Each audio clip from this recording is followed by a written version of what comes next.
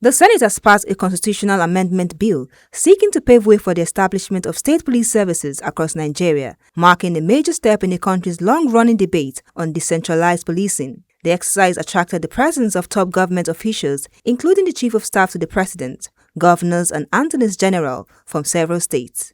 The proposed legislation, transmitted by President Bola Tinubu and presented by Senate leader Okoyemi Bamidele, scaled through after more than 6 hours of deliberation on the floor of the Senate. Lawmakers eventually adopted manual voting following reported technical challenges with the electronic voting system. I'm rising to move a motion based on my personal conviction and the conviction of several of our colleagues and the need to also ensure transparency, both within ourselves as people that will be performing this major constitutional responsibility, as well as members of public, that rather than go by way of electronic voting, which obviously now we disenfranchise a few or some of our colleagues whose machines are not working. I am moving that we give every distinguished senator to answer his or her father's name by doing manual voting. Leading the debate, Bamidele described the amendment as a strategic constitutional reform aimed at strengthening security and deepening Nigeria's federal structure. He explained that the proposal seeks to establish a dual policing framework comprising a federal police service and state police services for states willing to establish their own police institutions. The principal objective of the bill, Mr. President and distinguished colleagues, is to establish a constitutional framework for the creation and operation of state police services while retaining a strong federal police service and maintaining national standards, accountability, and oversight.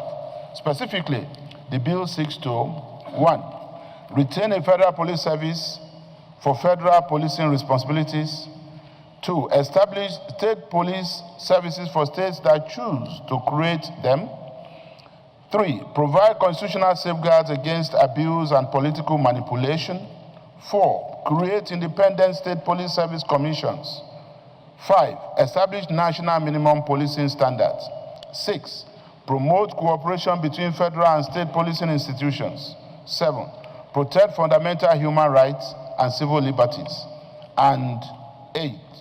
Create mechanisms for federal intervention in exceptional circumstances where public safety or national security is threatened. The salient provisions of the bill include the establishment of federal and state police services. The bill replaces the existing constitutional provision establishing the Nigerian Police Force and creates a federal police service for the Federation and a state police service for each state that elects to establish one through legislation of its House of Assembly. Senate President Godswill Akpabio said the amendment, if fully adopted, would reshape Nigerian security architecture and support efforts to address insecurity across the country. Their painstaking scrutiny of the bill to arrive at this.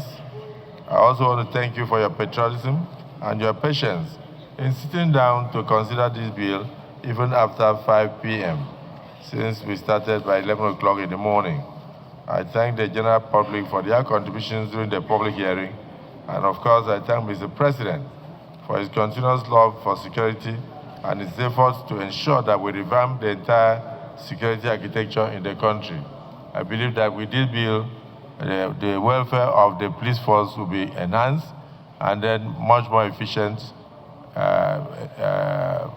operations will be carried out. And I pray also that Nigerians will be safer with this bill, and the banditry and the terrorism we are witnessing will not only be minimized, will be totally reduced to the barest minimum. I am of the opinion that Nigeria shall conquer terrorism and banditry, and so shall it be.